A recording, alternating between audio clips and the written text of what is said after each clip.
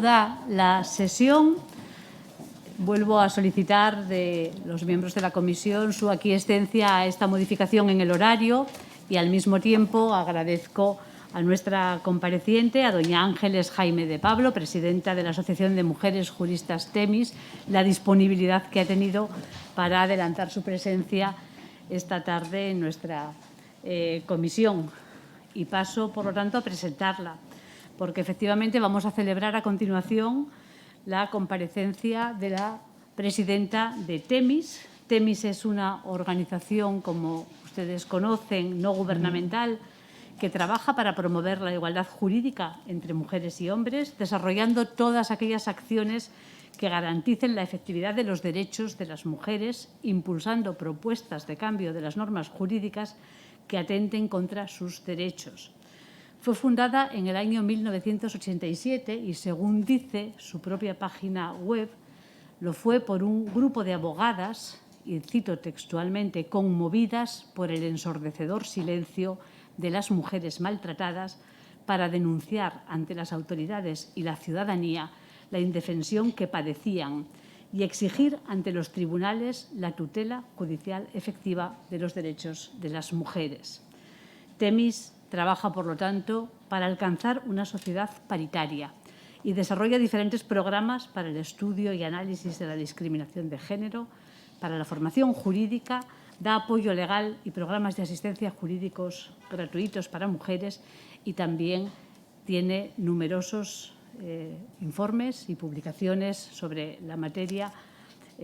muy especializados y muy interesantes.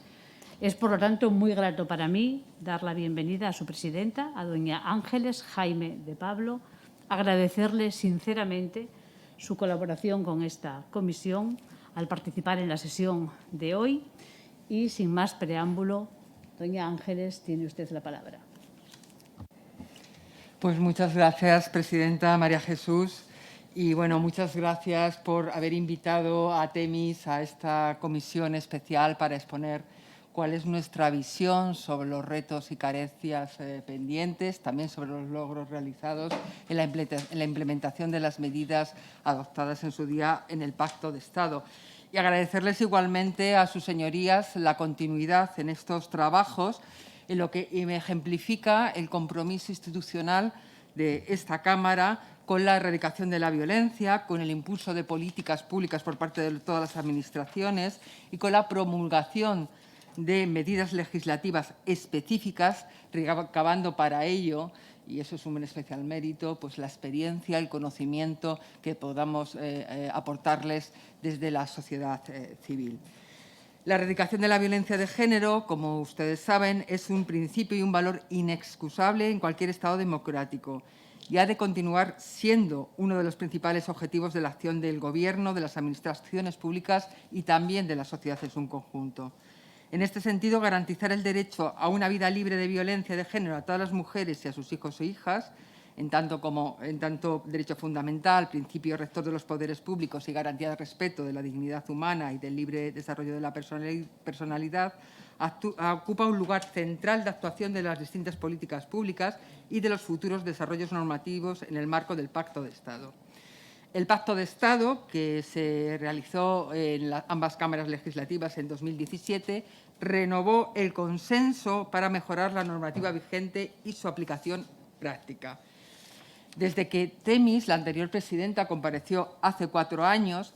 se han cumplido algunas de estas medidas. Se ha ampliado el acceso a ayudas económicas y sociales, no se supeditan estas ayudas exclusivamente al reconocimiento de la condición de víctima en el ámbito judicial, sino que se permite también la acreditación por servicios sociales especializados y otros organismos.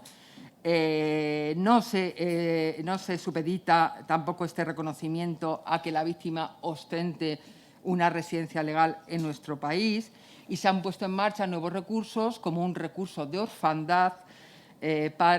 con una prestación no contributiva, que no, como todo, no tuvo también dificultades en la implementación. Pues algunas de las familias que yo defendí, algunos de estos huérfanos, se encontraron cuando realizaron esa prestación con que la primera resolución era denegatoria por un insuficiente conocimiento de las características de esta prestación por parte de,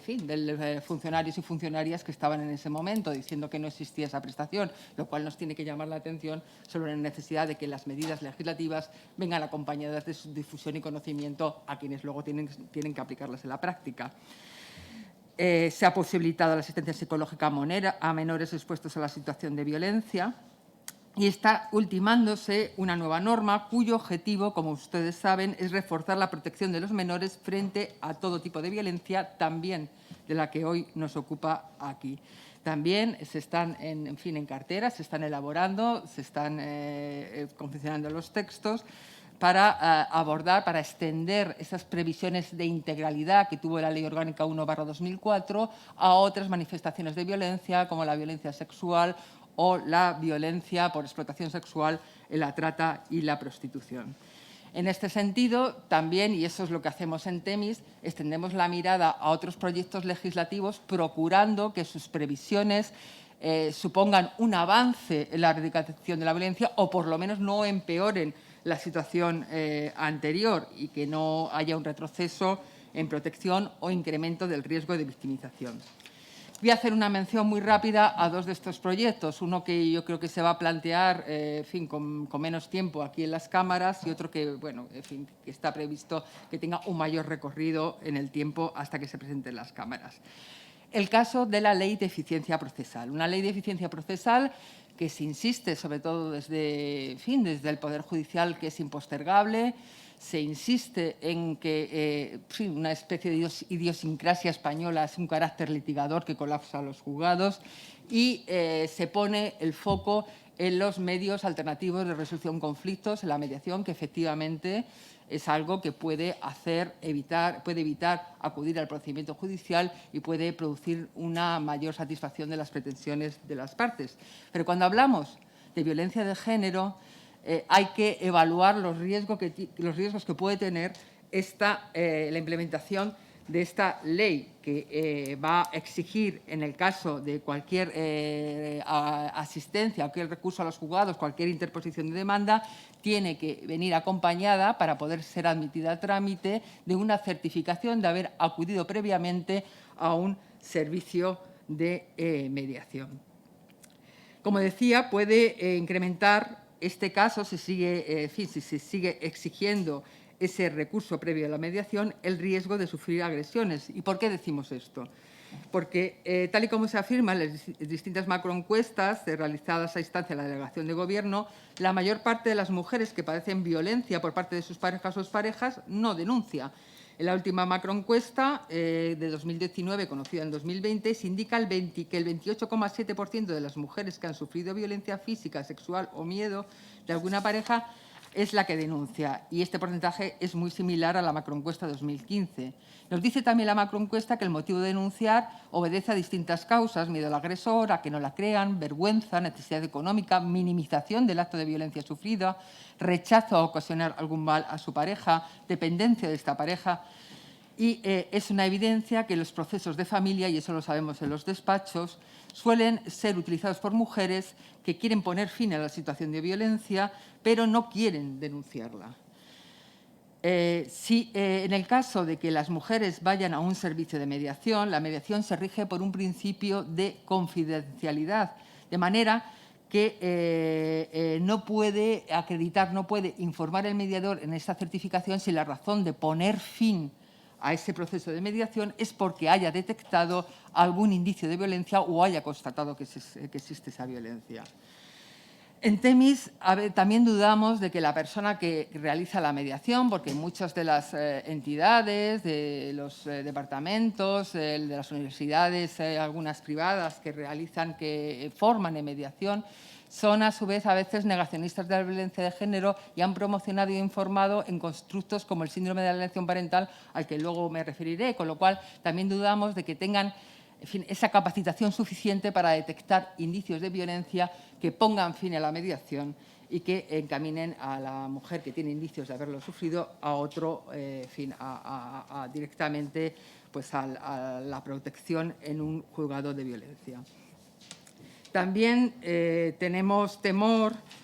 a que suponga un retroceso porque los informes del Consejo General del Poder Judicial sobre muertes por violencia de género y doméstica afirman que el anuncio de la decisión de ruptura es el principal factor de riesgo detectado en casos en que la violencia previa no había sido física, sino consistente en amenazas o en trato vejatorio. Y ese anuncio de la ruptura puede poner en riesgo la situación de la mujer. Por tanto, la obligación de comunicar previamente por alguno de los medios previstos en este anteproyecto puede incrementar ese riesgo. Y también nos planteamos cómo en supuestos de abandono económico, que no son excepcionales en los casos de ruptura, la exigencia de acreditar que se va a un servicio de mediación implicará que no se empieza a devengar la obligación de alimentos, porque lo dice así el 148 del Código Civil, hasta que se interponga esta demanda, y esa demora pues, puede suponer un empobrecimiento de la situación de la mujer. Además, se va a incrementar el coste de las rupturas con la intervención de otros profesionales distintos de abogados y procuradores.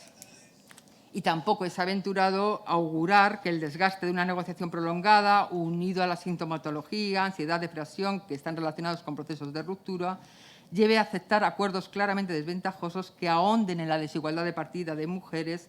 que las mujeres presentamos como colectivos y que resulta especialmente significativa en el contexto de relaciones de pareja y familiares. En el caso del anteproyecto de ley de enjuiciamiento criminal, como les decía, está prevista su puesta en marcha más a largo plazo. Incluso en fase de pretexto, en fase de anteproyecto, se prevé una vacatio legis nada menos de 6 años. Con lo cual, a veces, como decimos, en fin, entre otras novedades que serán muy bien saludadas, como en fin, que se residencie la Fiscalía la investigación, relevando a los jueces de instrucción de esta investigación, es algo muy positivo, pero que ahora quienes trabajamos, quienes estamos en la arena de los juzgados y tribunales, a veces no concebimos, en fin, no podemos representarnos cuál va a ser ese escenario futuro, y tiene, desde luego, supone avanzar en una justicia moderna, quitarnos, en fin, esos miriñaques que tenemos en que estamos tan cómodos del siglo XIX cuando hablamos de la administración de justicia, pero también hemos detectado, y lo único que tenemos, pues bueno, pues una buena acogida y una buena recepción a nuestras sugerencias por parte del Ministerio de Justicia, sí hemos visto algunos aspectos que adolecen de perspectiva de género, ¿no? De falta de perspectiva de género. Por ejemplo, en lo que son las medidas cautelares,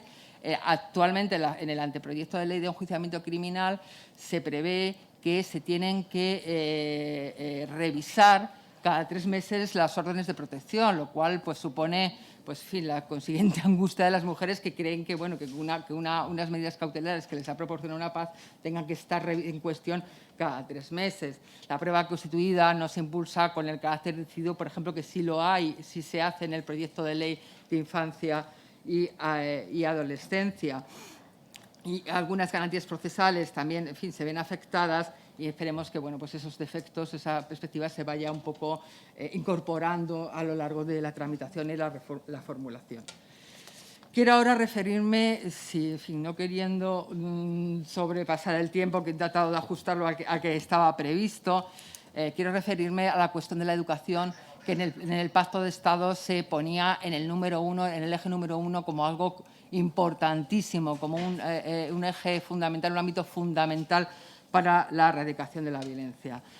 Los textos internacionales ya de hace más de 25 años, como la Plataforma de la Acción de Pekín, insistían en la labor de prevención, como se llama ahora, de política palanca, que tienen las campañas y acciones de sensibilización. Y se insiste en la importancia del abordaje por el sistema educativo de la magnitud del problema de la violencia, así como de las consecuencias que tienen para las mujeres, para sus hijos o hijos, y se ve que la importancia de que los niños y niñas interioricen la igualdad como un valor esencial para la convivencia entre hombres y mujeres. Yo creo que el ámbito educativo, que es clave, todos los grupos parlamentarios coincidían. Y nosotros en Temis hace 4 años abogamos por reformar, no me voy a extender sobre ello porque además está en el texto de la comparecencia, reformar el artículo 1.1 de la Ley Orgánica de la Ley Integral contra la Violencia, de forma que se entendiera que las medidas de prevención y sensibilización que contenía eran extensibles a todo tipo de violencia, no solamente a la violencia que se produce en el ámbito de la pareja, a cualquier violencia a la que están expuestas las mujeres, en fin, históricamente por el hecho de ser mujeres y que, en cambio, pues bueno, pues en fin, reconociendo ese el valor común, esa utilidad común de los artículos, de las previsiones sobre prevención, bueno, pues articularan de forma independiente pues recursos de atención, de protección, que bueno, que habría que ajustarse, que tienen que ser diferentes porque las manifestaciones de violencia son diferentes también. En fin, sin embargo, pues bueno, parece que se va a hacer todo de forma independiente. A pesar de que parecía que existía ese consenso, en Temis contemplamos con cierta consternación cómo el abordaje de la violencia machista en el ámbito educativo es objeto eternamente de debate, de confrontación, de cuestionamiento, y no solo por quienes no están ni se les espera en el combate a la violencia machista. Y hay que llamar la atención sobre que una parte de la sociedad, lejos de ser consciente de la gravedad de la violencia, de lo que supone de rémora para una plena implementación de un Estado democrático, parte de la sociedad es permeable a estos mensajes que buscan desacreditar a las víctimas con falsos mitos de denuncias falsas, de intereses espurios,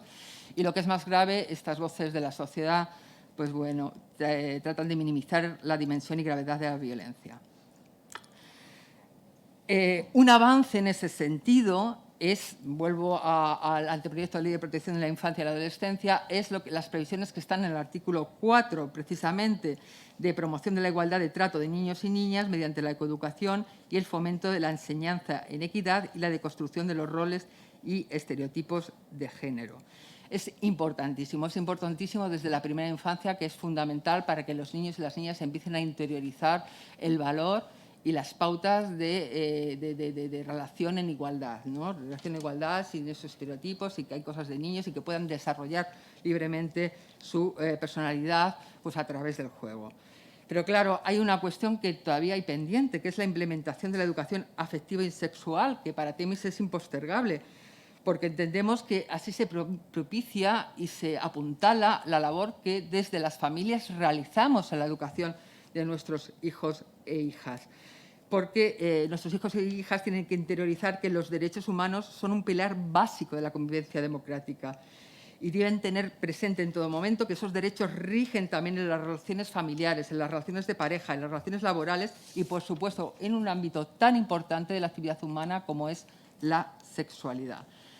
El intento de vetar el abordaje de estos contenidos en las aulas no tiene que ver con el ejercicio de una libertad ideológica, sino con la negativa a que la infancia sea educada en valores democráticos, cuando en el caso de la educación afectivo-sexual se trata de combatir que nuestros hijos, y en menor medida nuestras hijas, naturalicen un relato pornográfico que les llega a todos y a todas. Y un relato pornográfico que naturaliza como prácticas sexuales admisibles la violencia sexual contra las mujeres.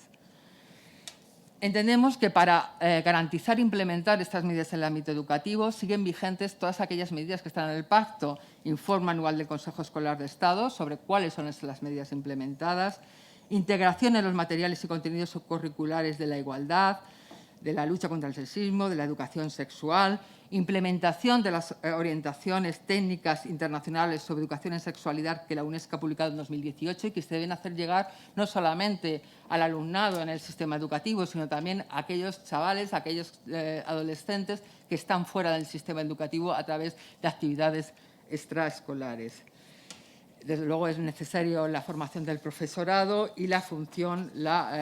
que se ponga en marcha, que funcione la inspección educativa. Igualmente, se han registrado avances en el tratamiento de la violencia machista por los medios de comunicación y la incorporación de la perspectiva a la actividad jurisdiccional. Sin embargo, debemos seguir insistiendo en la necesidad de formación de profesionales eficaces para erradicar la violencia de género y formar tanto a aquellas personas que tienen contacto, que asisten a las víctimas, policía, jueces, forenses, como aquellas otras que en principio no corresponde a atenderlas directamente, pero que deben conocer su mecanismo para detectar y tratar el problema. Por ello, entendemos que dentro de este ámbito educativo debiera impartirse desde la universidad como una asignatura académica más esta formación en género, con especial incidencia en caso de estudios que puedan tener, en cuyo desarrollo profesional se pueda tener contacto con las víctimas y que la asistencia a las víctimas. Se trata de las medidas 10, 11 y 13 del Pacto de Estado. En cuanto a los medios, también en ellos, como en la sociedad, como reflejo de la sociedad, en ocasiones se sigue cuestionando sistemáticamente a las víctimas, tanto a las que denuncian como a los que no. Les recuerdo hace 2 años un caso, el caso de Infancia Libre, en que se trató de se reforzaba el mito de la mujer manipuladora y perversa, tratando de reforzar el prejuicio sobre la incredibilidad a priorística de las víctimas, de las que alerta Naciones Unidas a través de las recomendaciones del Comité de la CEDAW, en concreto la recomendación 33. En esta campaña se afirmaba sin evidencia alguna la existencia de una organización criminal que la Fiscalía negó desde el principio y se negó a las implicadas todo derecho a la presunción de inocencia al considerarlas culpables en los medios de delitos como la denuncia falsa de las que ni siquiera iban a venir acusadas. En relación con las denuncias que habían realizado de padecer sus hijos violencia sexual por el entorno paterno, sin ni siquiera estas campañas profundizaran o informaran sobre algo que nos encontramos todos los días cuando defendemos a infancia víctima de violencia, que es la dificultad máxima de encontrar prueba de cargo para sustentar una sentencia condenatoria. En cuanto a la mejora de la respuesta institucional, en fin, recordar que ya desde el año 99, cuando se pusieron en marcha las primeras reformas legislativas que tuvieron eficacia en cuanto a dotar protección a las víctimas, se ponía de manifiesto la necesidad de prestar formación especializada. Esa necesidad de prestar formación especializada estaba en la ley integral, en el artículo 7 cuando se refería al profesorado, en el artículo 15 cuando se refería al ámbito sanitario, en el artículo 20 cuando se refería al ámbito de la asistencia letrada gratuita y al 47 ámbito judicial, fiscal, policía y forense. Pero 22 años después seguimos detectando una alarmante falta de formación, a veces en aspectos prácticos, aspectos protocolarios. Ustedes, en fin, hace muy poco se puso de manifiesto, pues bueno, pues en fin, la sociedad estaba alarmada, la opinión pública, no quienes estamos todos los días en los juzgados y tribunales, que tenemos, en fin, sabemos que eso pasa, pues que se mostraba alarmada con la forma de interrogar del fiscal que ejercía la acusación pública en el caso del llamado de la manada de Sabadell, de una violación grupal. Pero bueno, eso lo vemos todos los días. Y no es porque el fiscal quisiera machacar a la víctima, seguro que no. Seguro que su afán era tener una prueba de cargo incuestionable. Pero no había sido adiestrado ni nadie le había dicho que se podía hacer las cosas de otra manera, procurando esa misma prueba de cargo, en fin, permitiendo ese relato libre de la víctima, sin perjuicio de tratar de aportar al tribunal evidencias sobre aquellas circunstancias que son relevantes penalmente y que sustentan al final una sentencia condenatoria. Como dice el Convenio de Estambul, ¿a qué se refieren con esa formación especializada? Bueno, pues cuando se habla de violencia hay que comprender, lo dice el artículo 18 del Convenio de Estambul, hay que comprender las especiales circunstancias, las especiales características de la violencia en la pareja, del efecto entre los niños y niñas, de las repercusiones psicológicas que tiene esa violencia. Y urge que esta formación y exigencia de capacitación conlleve desterrar de la práctica de juzgados e instituciones de protección de menores constructos como el llamado síndrome de alienación parental,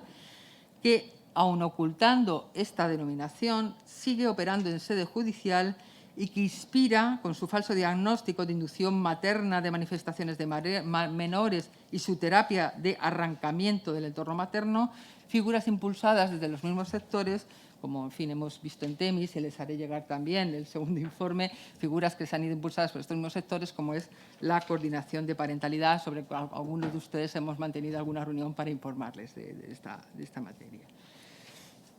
Y es una figura que se viene, salvo una mención en la Ley Foral Navarra, esta figura se viene aplicando en determinados territorios, distrayendo recursos de otros instrumentos con enormes carencias de financiación y personal, o al menos esa es nuestra percepción, como los equipos psicosociales. Como ustedes saben, la actualización del SAP ha motivado que la relatora especial de Naciones Unidas haya pedido explicaciones a España al constatar en casos, como el caso de Irene Costumero, que se había utilizado tanto en informes policiales como en resoluciones para negar la realidad de la violencia denunciada. Conscientes de la realidad del recurso a este simplista y patriarcal receta, diagnóstico y remedio,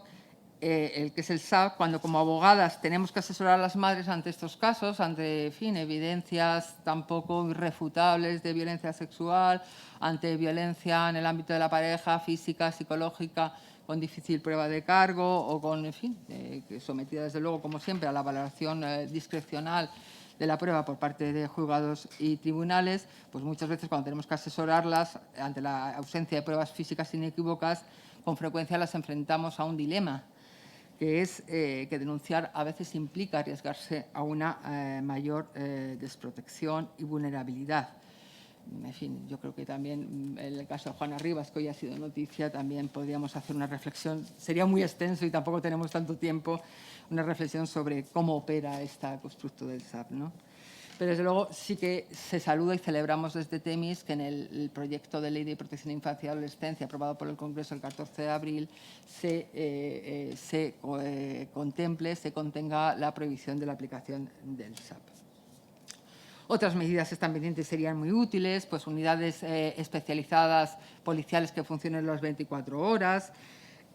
implementar sistemas de evaluación teórica y práctica para superar con calificación de aptitud o no aptitud el acceso a órganos judiciales o secciones especializadas, que era una medida que estaba contemplada como número 118 del Pacto de Estado en la refundición que hizo además la Delegación de Violencia. Y en cuanto a los recursos de apoyo, protección y asistencia, a los que se refería el eje, como se puso de manifiesto hace 4 años, el reconocimiento del derecho a una vida libre de violencia de género obliga a los poderes públicos a revisar los planes de atención para garantizar un tratamiento personalizado, adecuando los recursos existentes y facilitando el acceso a los mismos a todas las mujeres que los necesitan, especialmente a las que tienen, en fin, especiales circunstancias de vulnerabilidad, por ruralidad, porque son mujeres mayores, porque son mujeres con discapacidad, porque son mujeres extranjeras, porque son mujeres de minorías étnicas. Pero, en fin, en la eficacia de los recursos que tenemos implementados, las encuestas de carácter sociológico, pero también la estadística judicial, nos alertan de determinadas cuestiones que nos hace pensar que existen carencias, porque hay, en primer lugar, en cuanto a la macroencuesta, nos dice, ya lo he dicho anteriormente, que la violencia cuando viene de la pareja solo ha sido denunciada en un 21,7% de las ocasiones y cuando es violencia sexual es denunciada en un porcentaje inferior, en concreto el 10%, y en el caso de violaciones en un 20%. Es decir, y, en fin, ya les he dicho antes que también en el caso de la violencia en el ámbito de la pareja, la técnica general es la no denuncia. Hemos ido avanzando, yo ya peino canas, hemos avanzado desde un porcentaje pues en los años 90, que era de un 10% de la denuncia, a actualmente, o sea, solo se denuncia un 10% de la violencia, actualmente que es un 20%. En cuanto a la estadística judicial, en 2019 se interponen 168.057 denuncias y en 2020, por razones, en fin, que tienen que ver, yo creo, con la crisis económica y con la crisis sanitaria, estas denuncias bajan a 150.785. Pero hay un dato sobre el que les quiero llamar la atención y que es persistente año tras año en la estadística judicial, que es que, en fin, en el total de España, las denuncias, las órdenes de protección que se conceden respecto de las que se solicitan, una orden de protección nada más que proporciona un espacio para que la mujer inicie ese tránsito a la condición de supervivencia, pueda tener las condiciones mínimas para poder recuperarse física y anímicamente, pues bien, esa orden de protección la obtienen un 70% de las mujeres que denuncian. Pero, claro, lo curioso es la absoluta diferencia que hay entre territorios, entre comunidades, en este porcentaje de concesión, y que además son recurrentes año tras año. Siempre son las mismas comunidades las que tienen menores órdenes de concesión y siempre son las mismas las que tienen mayores porcentaje de concesión. En concreto, en Cataluña y en Madrid, ahí estamos a la par. solo, en fin, con oscilaciones vienen concediéndose un 50% de las órdenes de protección que se solicitan. Y, en cambio, en la Comunidad Valenciana, 86% de órdenes concedidas en 2020 y 87% en 2019. ¿Por qué esas diferencias año tras año? Nos vemos también como un 40% de las denuncias que se interponen son archivadas con carácter previo a juicio. Y en los procesos que son más habituales para enjuiciamiento de este tipo de conductas, en los procedimientos abreviados, solo un 58% de las sentencias son condenatorias. Menos aún, en el 2020, 55,5%. ¿Por qué pasa esto? ¿Por qué puede pasar? Pues bueno, en Temis nos hacemos varias hipótesis. Puede ser por una falta de recursos suficientes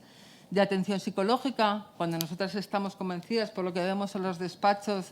que la devastación que sufre el padecer durante mucho tiempo esa violencia en el ámbito de la familia requiere que la mujer, antes de iniciar cualquier proceso, incluso de ruptura, esté fortalecida psicológicamente, sepa qué es lo que ha pasado, sepa ponerle el nombre, sepa afrontar los estresores que va afrontando día tras día en esa luz de gas, en esta violencia psicológica o en esta violencia física. Pues puede ser que tenga que ver con la insuficiencia de recursos por territorios. Puede que tenga que ver también por la falta de formación de los profesionales concretos, de los operadores jurídicos.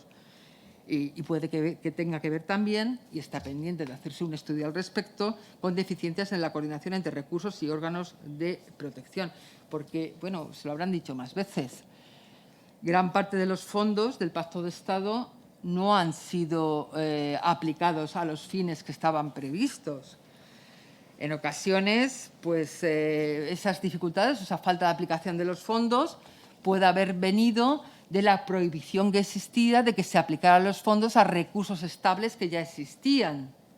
Porque muchas veces, en fin, y nos decían desde ayuntamientos, claro, es que no podemos reforzar lo que tenemos, es que tenemos que inventar otra cosa, es que con lo que nos han transferido los fondos tenemos para 3 meses de un recurso de acompañamiento.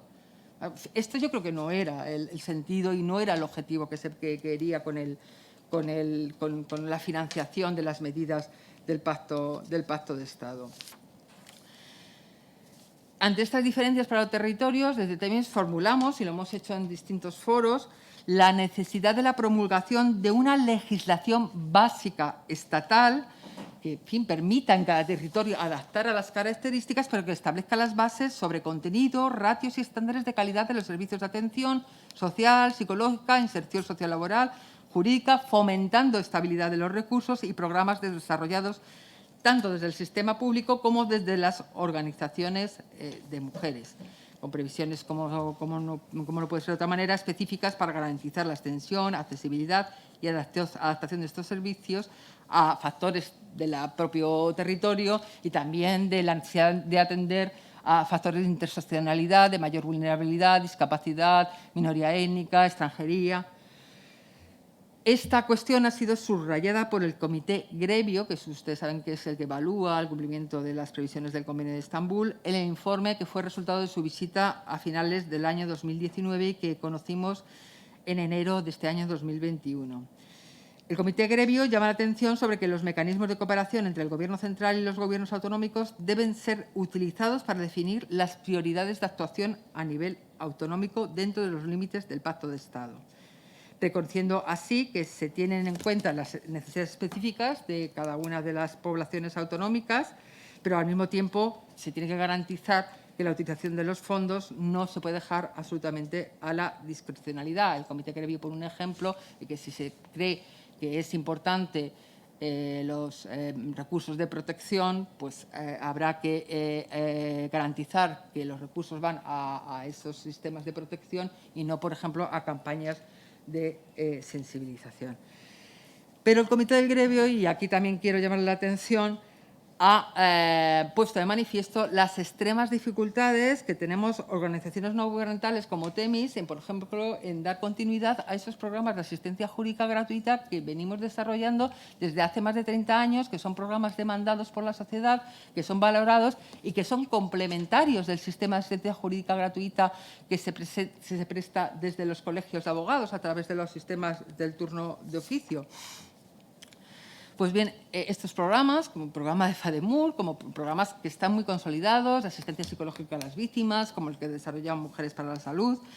vienen experimentando recortes por la entrada de las comunidades autónomas en la financiación para actividades sociales de la reserva que se hacía del 0,7% del IRPF para actividades sociales o que se va a hacer del impuestos de sociedades, mientras las comunidades autónomas con carácter general no consideran la necesidad de asegurar la continuidad de estos programas.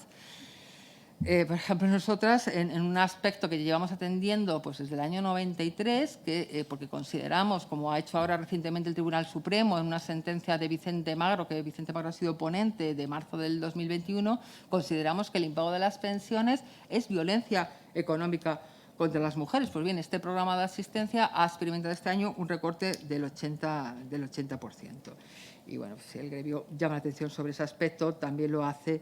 el Comité de la CEDAW en la recomendación 33, que en fin, insta a cooperar con las organizaciones de la sociedad civil y de la comunidad y alentar a las organizaciones no gubernamentales y entidades de la sociedad civil a participar en los litigios sobre derechos de las mujeres. Por ello, creemos que desde esta comisión de seguimiento se tiene que incidir en la necesidad de que tanto desde el Estado como desde las comunidades autónomas se comprometa la continuidad y dotación económica suficientes de estos programas. También que se implementen sistemas de evaluación críticos con los sistemas de justicia, que es imprescindible para poder identificar retos, carencias, logros, cuestiones pendientes.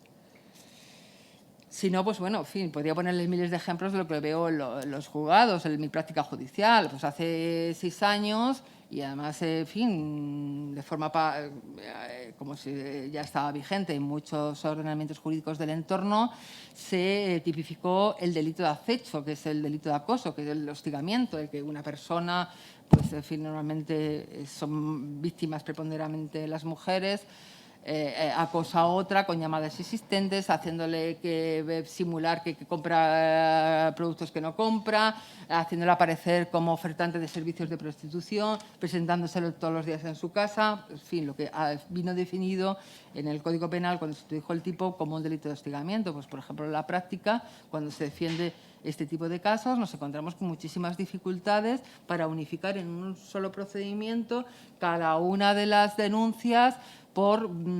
que se traducen, que son la reacción a los distintos actos de hostigamiento, de manera que la víctima, cuando es objeto de este acoso reiterado y tiene que documentar que lo está haciendo poniendo las denuncias, se encuentra con que recibe pues 5, en función de las denuncias que haya puesto, 5 requerimientos de comparecencia judicial que, además de suponer una revictimización, impiden ver el global del acoso.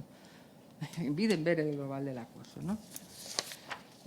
Bueno, en fin, para terminar, porque no sé cómo voy de tiempo, fatal, seguro. Tranquila. Vamos bien. Van 24 minutos. Bueno, en cuanto a la asistencia y protección de los menores. Ya les decía que, desde luego, yo creo que aquí todos compartimos que la violencia de género se aprende y se transmite de una generación a otra, además de lo que pueden influir los medios de comunicación o la socialización en comunidad. Y, por lo tanto, la pretensión de erradicar la violencia exige proteger a la infancia apartándola del modelo agresor con el que convive durante el periodo de adquisición de su identidad personal. Insisto nuevamente, el texto que se aprobó en el Congreso el 14 de abril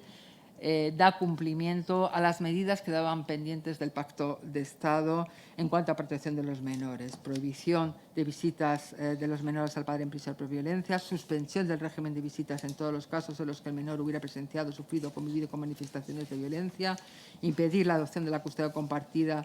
siquiera provisionalmente, si se está en curso un procedimiento penal por violencia de género. Pero, en fin, en esa formulación hay un párrafo en el que, tras las previsiones de suspensión de las visitas, de impedir las visitas en prisión y demás, se dice que se puede excepcionar esta prohibición mediante resolución motivada de su señoría en el interés superior del menor y previa evaluación de la situación de la relación paterno-filial. En el momento que eso se apruebe, veremos cómo en la práctica resulta la aplicación de esta previsión, de esta excepción a la prohibición de establecimiento de visitas y esta protección de los menores expuestos a la violencia de género en la relación con el progenitor violento. Respecto a los contenidos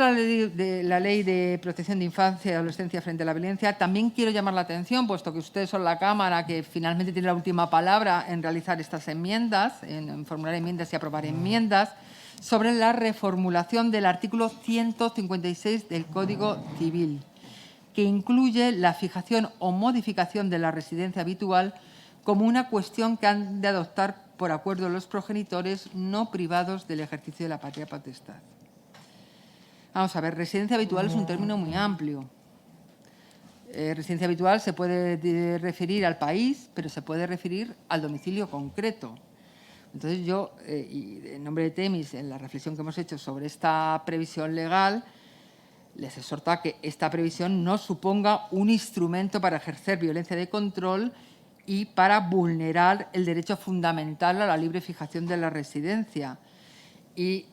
sería útil, en ese sentido, que se apostillara esa prohibición de alterar la residencia habitual del menor sin consentimiento de los dos cónyuges, circunscribiéndola a aquellas variaciones del domicilio habitual que impidan o dificulten relación paterno-materno-filial vigente en un régimen de visitas o de previsible fijación. No sé si me explico. Porque, en fin, si yo vivo en Pinto en Valdemoro, si no incide en nada en el régimen de visitas que puede ejercer el padre, ¿por qué no tiene justificación esa limitación del derecho fundamental a la libertad de residencia? O si yo me cambio de una calle a otra, porque resulta que estoy de alquiler y me quiero cambiar esta casa, o porque resulta que no quiero estar pegada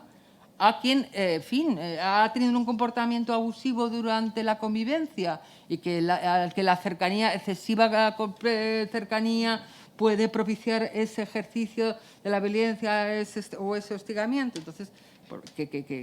se circunscriba esa limitación a lo que pueda incidir en las relaciones paterno-filiales. Y siguiendo con el contenido del artículo 156, también se ha detectado la necesidad de impulsar la atención de los y las menores víctimas de violencia de género, la atención psicológica, aún en casos en que no se haya interpuesto denuncia sin necesidad del consentimiento del padre, como resulta de la reforma del artículo 156 en casos de violencia reconocida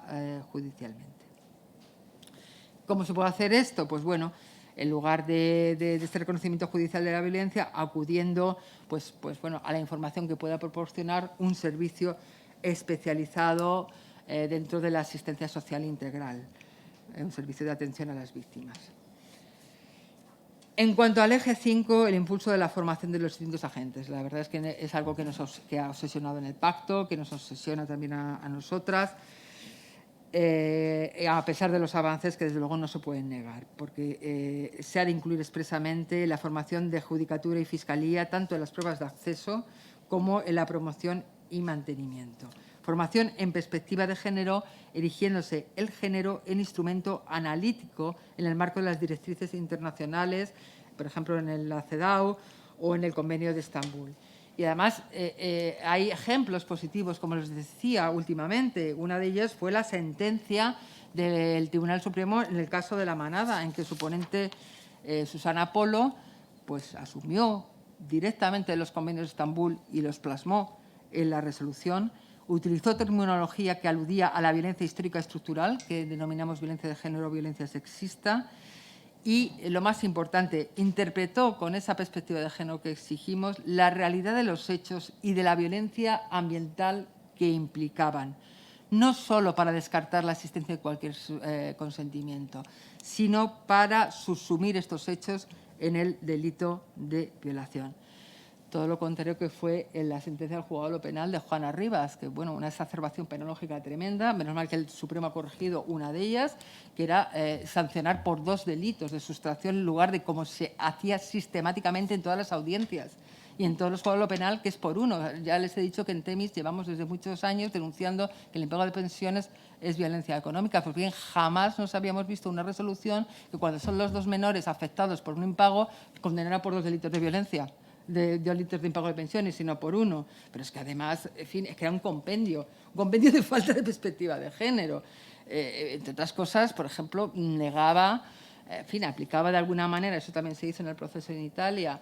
en fin, aceptaba la aplicación del síndrome de alienación parental y dudaba que una mujer que resida en Italia pueda ser objeto de violencia, cuando, en fin, está la violencia de género es algo universal en todas las culturas, no es algo propio de países pobres. En Italia perfectamente y en España puede haber violencia, vulneración de derechos de las mujeres a través de la violencia de género. Entendemos que la formación en género ha de extenderse a equipos psicosociales, personal de los juzgados de violencia sobre la mujer, titulares de los juzgados de familia, equipos psicosociales y personal de los juzgados de familia, abogacía, forenses, turno de oficio de violencia, cuerpos y fuerzas de seguridad, asistencia social, profesionales de los puntos de encuentro y centros de atención a la infancia y personal de las oficinas de empleo. En cuanto a la mejora del conocimiento, desde luego no se puede postergar por más tiempo el recabar estadística judicial, por ejemplo, sobre violencia sexual. Yo creo que es algo que ya está en la macroencuesta y ya han empezado a recabar algunos indicadores y eso, los indicadores, el recabar datos, es lo que nos ayuda a evaluar, a hacer una radiografía, a ver en qué avanzamos y en qué no vamos tan adelantados, ¿no? En nuestra opinión, se tienen que elaborar planes, por lo menos trianuales, que recojan objetivos específicos de investigación en materia de violencia de género. Como les decía antes, se tienen que también realizar estudios sobre a qué obedecen esas alarmantes diferencias de porcentaje de concesión de orden de protección entre territorios. Y también poniendo especialmente el foco en las renuncias o abandonos del proceso por parte de las víctimas a que corresponden, aunque, en fin, en la estadística judicial no las absoluciones, no cabe hacer una relación causa-efecto entre absoluciones o archivos y recurso a la dispensa al artículo 417 del enjuiciamiento criminal, a la dispensa para no declarar. Ya les he dicho que los archivos son un 40%. Y lo que nos dice el último informe sobre violencia judicial elaborado por el Consejo General del Poder Judicial es que en fase de instrucción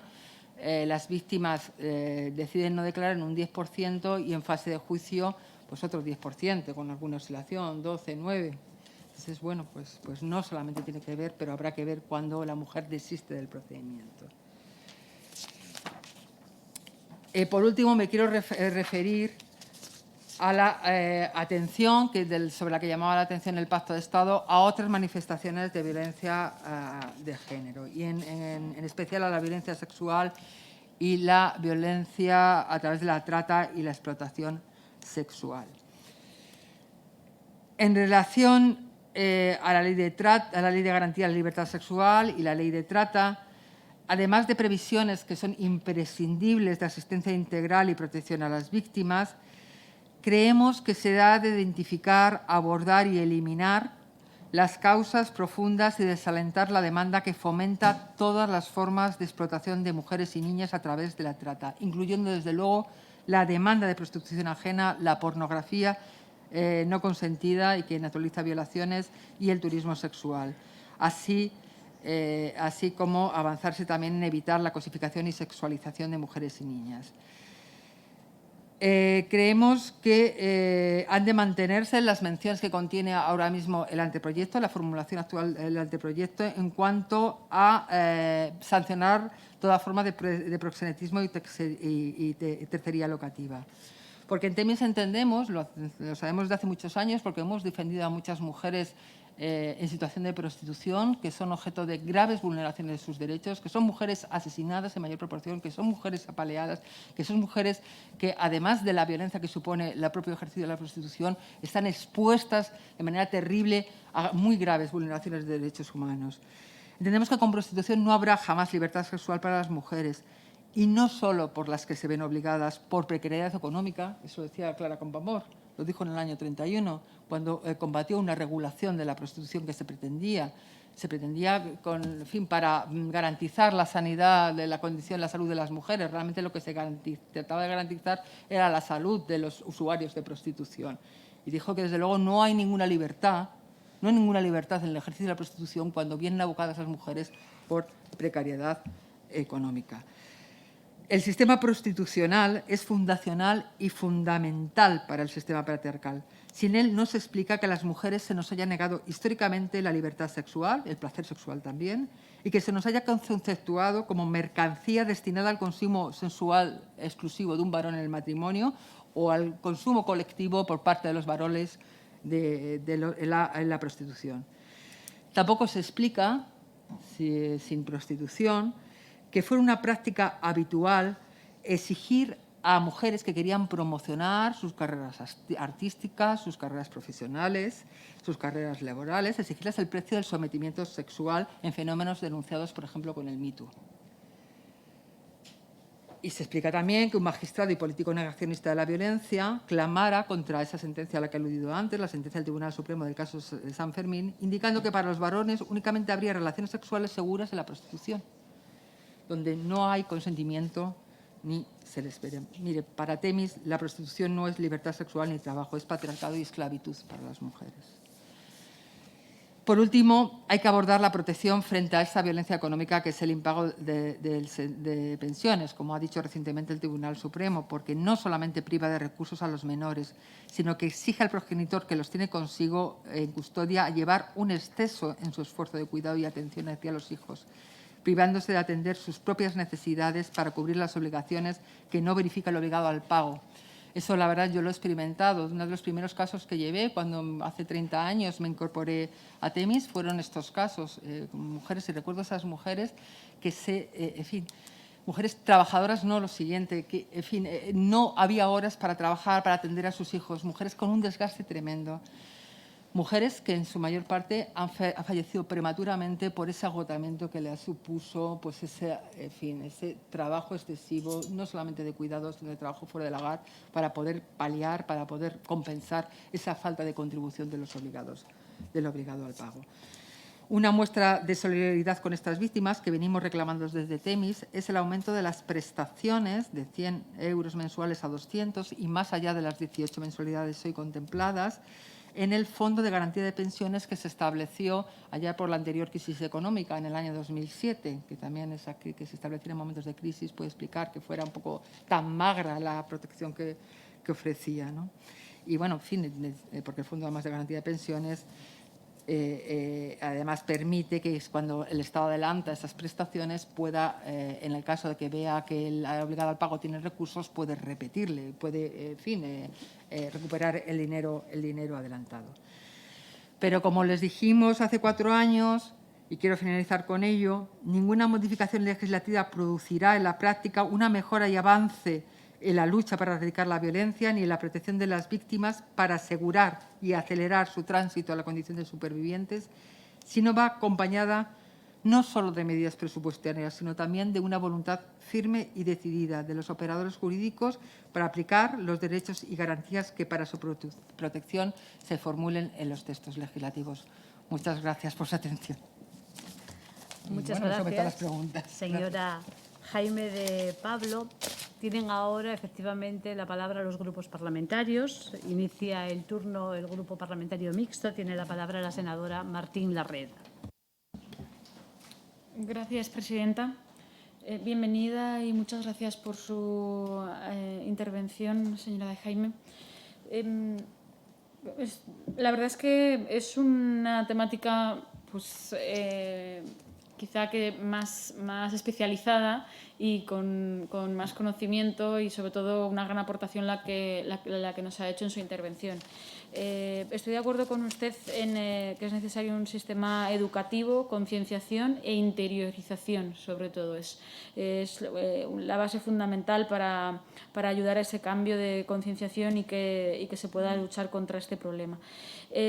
Por otra parte, el tema de la formación, sí que creo que es necesario atender a la víctima y cómo acompañarla, que sea una formación obligatoria a nivel de fuerzas de seguridad, a nivel judicial,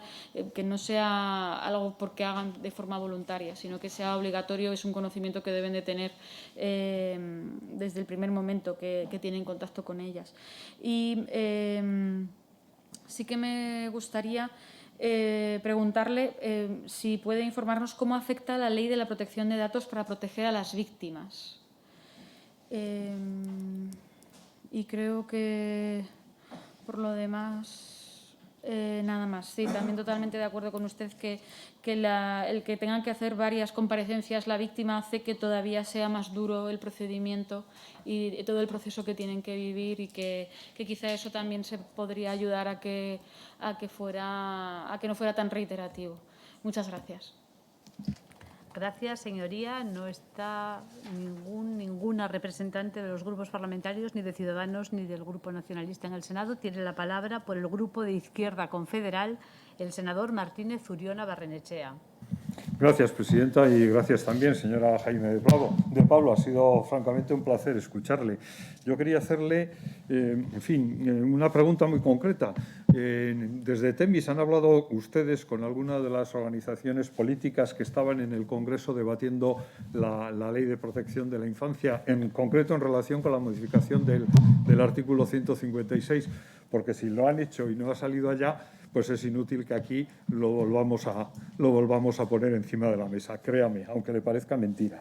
Por otro lado, ha hablado usted de legislación básica estatal en cuanto a determinados aspectos, claro, los que somos de comunidades como la Navarra, con nuestros fueros, etcétera. Cada vez que se dice básico ya nos echamos a temblar, porque siempre la legislación básica suele ser centralizadora,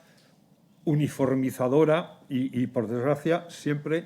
para la baja, siempre por abajo. Y además ha hablado usted de la necesidad de la formación, pues ha hablado de los formadores, formación de jueces, de policías, etcétera, y desde luego nosotros estamos de acuerdo. En la Comunidad Foral de Navarra implantamos un programa de educación de igualdad, que tenía un componente de educación afectivo-sexual en la legislatura anterior, y todos esos que suelen aprobar la legislación básica, que en esos momentos estaban todos en la oposición, pues hicieron unas críticas terribles. Por parte de unos, pues nos acusaron, bueno, pues de que queríamos adoctrinar a los niños. Se llegó a decir que la presidenta Barcos iba a bajar con juguetes sexuales a las escuelas, en fin, aberraciones. Pero también por parte de los otros nos achacaban que íbamos pues muy lentos, cuando nosotros lo que empezamos haciendo una especie de programas piloto, creo que fueron en seis escuelas, después en 14 y luego ya, pues en fin, se generalizó y ahora ya afortunadamente está generalizado en todas las escuelas. A mí, claro, con este tema me pasa un poco como con la prostitución, de la que usted ha hablado mucho, ¿no? Yo creo que son temas que muy dados a la ortodoxia, muy dados al esencialismo, tanto, bueno, pues por ejemplo el tema sexual, el tema vida o muerte, la ley de eutanasia, es decir, no hay, por desgracia, no se utiliza el debate tranquilo, relajado, pausado, la deliberación pública relajada para hablar de todos estos temas. Y yo, en fin, dentro de nosotros y de nosotras hay gente que desde luego no está en contra de está en contra de la abolición de la prostitución y en este debate yo veo que es verdad que muchas mujeres se ven obligadas o, en fin, acaban en la prostitución por factores socioeconómicos, no todas. Y claro, pues es como el trabajo, ¿no? Antes trabajaban los niños y no se fue en contra del trabajo, sino en contra del trabajo infantil. Es decir, y también dentro de nosotros y nosotras hay quienes dicen que la prostitución con dignidad es posible. En fin, no es una pregunta, es un matiz. Ya sé que usted no está de acuerdo.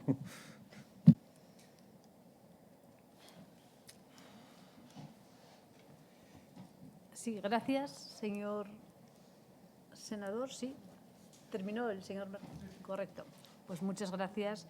Tiene la palabra por el Grupo Parlamentario Vasco en el Senado la senadora Echano Varela. Gracias, presidenta. Gracias, señora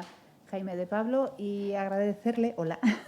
y agradecerle si es verdaderamente un tema, el planteamiento, y es normal que lo haga, y además por ahí van a ir mis preguntas, es desde el ámbito más jurídico, pero que yo creo que se complementaría perfectamente con muchas de las políticas que todavía faltan por hacer. Y empiezo por donde ha terminado. Empiezo por... terminaba con la ley orgánica, con el desarrollo, yo creo que de la ley orgánica. Y algo que en esta Cámara hemos dicho varias veces, y era si hacía falta adaptar el Convenio de Estambul, modificar la ley orgánica, y en esta misma comparecencia decían las juristas de Temis, no, la ley orgánica no haría falta modificarla sustancialmente, pero sí hace falta desarrollarla, que no está desarrollada en lo que alguna vez hemos dicho, no está desarrollada completamente, en esa parte que necesitaríamos para completar probablemente esa labor que estáis haciendo en los juzgados. Y ahí va a ir una de las preguntas mías, y es dentro de esa, de trasladar toda el Convenio de Estambul a la legislación o al ordenamiento jurídico. No sé si lo ha hecho porque yo le preguntaría qué es lo que le parece el anteproyecto de la Ley Orgánica de Violencias de Libertad Sexual, que sería lo correcto. Si las modificaciones que en esta ley se completan, las modificaciones que esta ley tiene para el Código Penal serían suficientes para aquello que veníamos diciendo, no puede haber otra sentencia igual a la sentencia de la manada, y si con eso sería suficiente. Esa sería una de las preguntas. Otra de las preguntas tiene que ver, bueno, también decirle que para nosotros la ley orgánica, como muchas otras leyes que abusan de la ley básica, estaría completamente de acuerdo con el señor Martínez, porque todo lo que tiene que ver con la legislación básica, pues entonces muchas veces además es que entorpece muchas de las cosas que ya se vienen haciendo en otras. No es ni mejor ni peor, sino que ha tenido un desarrollo. Entonces, políticas que de forma pacífica se llevan haciendo durante muchos años, pues de alguna manera con estas legislaciones básicas en la que dicen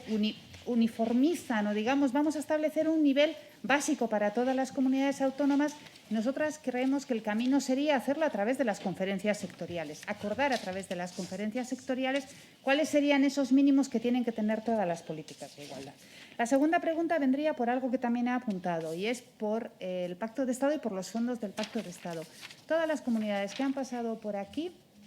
han preguntado y se han quejado de que el Pacto de Estado no se puede gastar ni en el capítulo 1 ni en el capítulo 6 de inversiones. Quizá este año creo que han cambiado, que se podría hacer un 10% se podría dedicar a inversiones. Pero en el capítulo único con el capítulo 1 pasa una parte que es realmente curiosa. Por ejemplo, para personal de un ayuntamiento, trabajadora social de un ayuntamiento, especializar a una trabajadora social en un ayuntamiento que está en la plantilla o en la relación de puestos de trabajo. No entraría a especializar y tener, por ejemplo, en una mancomunidad, en la zona de la que soy yo, donde hay 25.000 habitantes, no podríamos aplicar el Pacto de Estado, los fondos del Pacto de Estado, unirlos todo lo que cobra en cada entidad local para tener una trabajadora social. Creo que eso es algo que hay que abordar. Y además hay otra cosa que hay que abordar, y es si esos fondos extraordinarios del Estado se van a mantener, porque el Pacto de Estado, en principio, finaliza dentro de 2 años. Yo entiendo que van a ser fondos estructurales, pero ¿qué es lo que opinaría? Y luego la tercera pregunta, y la más importante, para mí es la más importante, y es ¿por qué las mujeres finalmente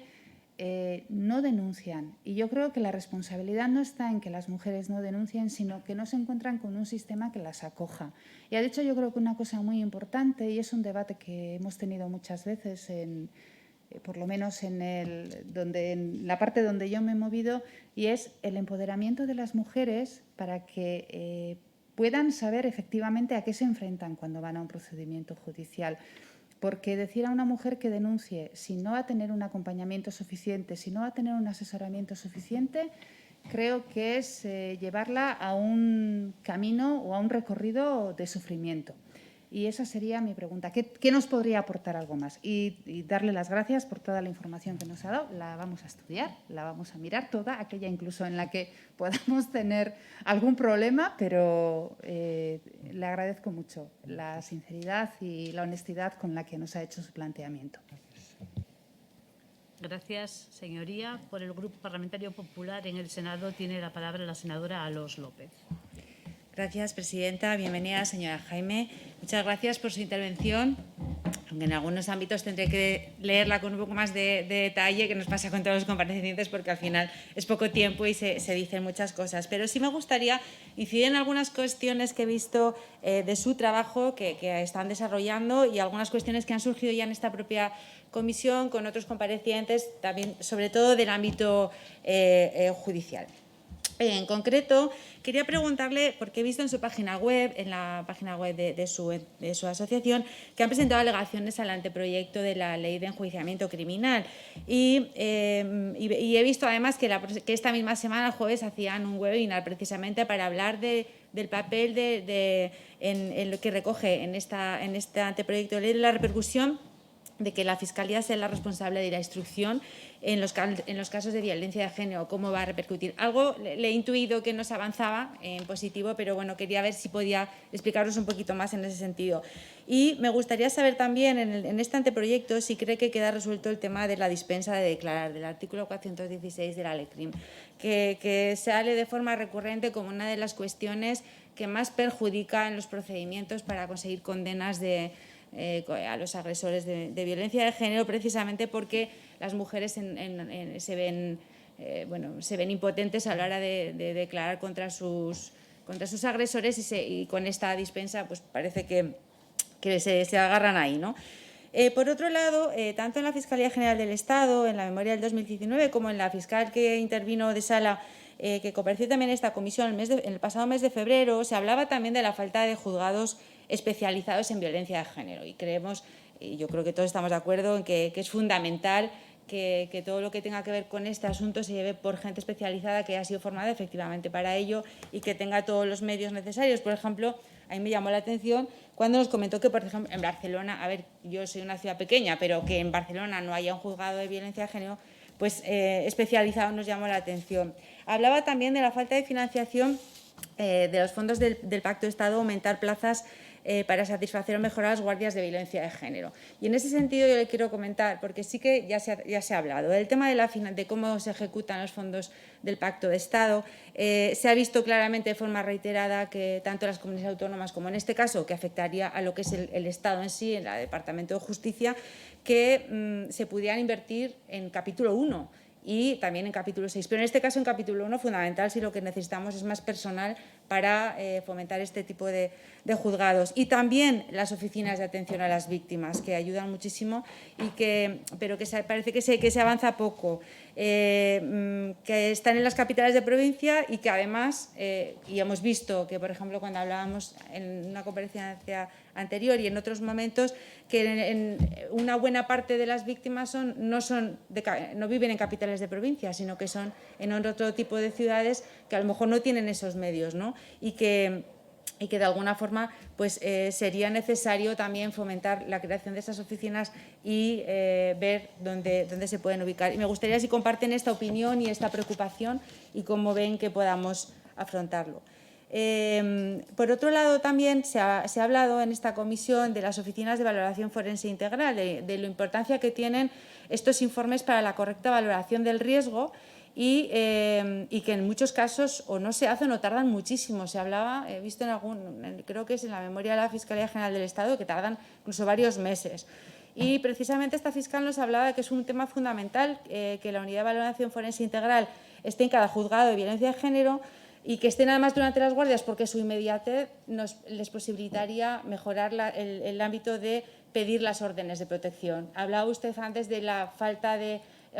las pocas que se conceden, y le preguntaría si quizás cree que también esto influye en que luego o no se hayan pedido, o incluso las que se han pedido no se han concedido, pues para lo mejor no están bien valorados el riesgo. Bueno, en ese sentido, pues ¿qué nos podría aportar? También se ha hablado aquí en algún caso, y me gustaría saber un poco su opinión, de que solo el 25% de las víctimas denuncian, pero el 60% acude a servicios sociosanitarios para pedir ayuda o para, en un momento determinado, pues curar lesiones, etcétera, pero que poco desde el ámbito sociosanitario se llega a denunciar. Entonces, he visto también que ustedes precisamente en una memoria que han hecho, un estudio de menores, de la violencia sobre menores en Baleares, también hablaban un poco de este ámbito, ¿no? Que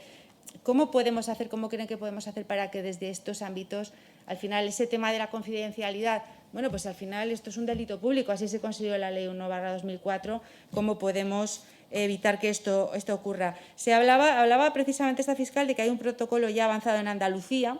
pero bueno, ¿cómo creen ustedes que se podría mejorar esta situación?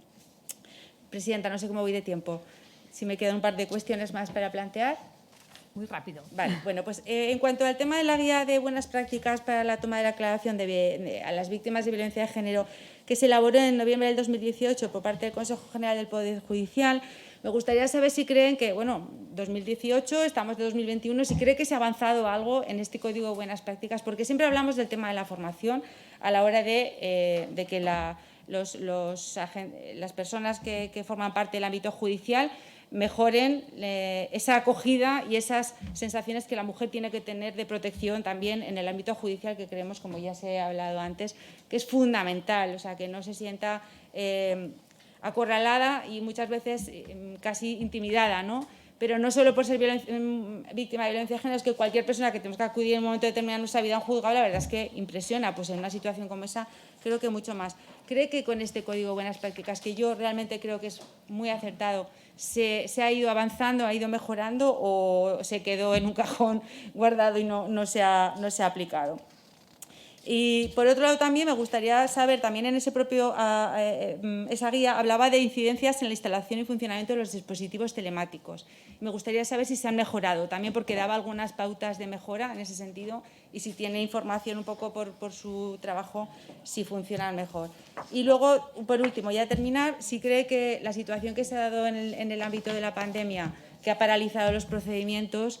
¿qué consecuencias puede tener? Porque se comentó también en esta comisión por parte de algún compareciente que no se han reforzado ni parte fiscal ni parte judicial y que creen que esa avalancha que se va a producir no se va a poder desatascar. ¿Qué consecuencias puede tener esto para las mujeres que en estos momentos están pendientes de procesos judiciales, dado que incluso el propio Guía de Buenas Prácticas habla de que la lentitud en el proceso es una revictimización y va en contra de la propia víctima? Y por mi parte, perdón, Presidenta, muchísimas gracias. Gracias, señoría. Por el Grupo Parlamentario Socialista tiene la palabra la senadora López Martín. Gracias, señora presidenta. Buenas tardes y bienvenida, señora de Jaime. Felicitarla por su exposición, que además es fruto de muchos años de experiencia, como bien decía, de estar en el ruedo y convivir cada día con el problema, que es donde se aprende lo que se sufre y lo que pasan las mujeres víctimas de violencia. Yo creo que un tema en el que existe tanta transversalidad, en la que se cruzan tantas cuestiones, con una ley absolutamente garantista, lo es. Tenemos las leyes muy garantistas en las defensas, o sea, en el cumplimiento de los derechos de los detenidos, en el cumplimiento de todas las observaciones para que se produzca una sentencia de condena. Y, sobre todo, yo creo que el hecho de que hasta hace 4 días fuera una cuestión de ámbito privado, pues ha tenido todos los agentes, abogados, jueces, fiscales, forenses, equipos psicosociales y demás, que adaptarse a una situación que iba mucho más deprisa que la realidad judicial. A mí, no sé cómo lo verá, pero me generaba muchísima desconfianza que un informe psicosocial sea la base de una sentencia con 2 horas de visita en un cuarto en el que van entrando como el que hace churros y van saliendo pues de la misma manera. Me genera muchísima desconfianza porque además ese informe psicosocial va a ser palabra de Dios. Y bueno, pues creo que no sé qué opinarás tú de ese tuteo, somos compañeras. Sí.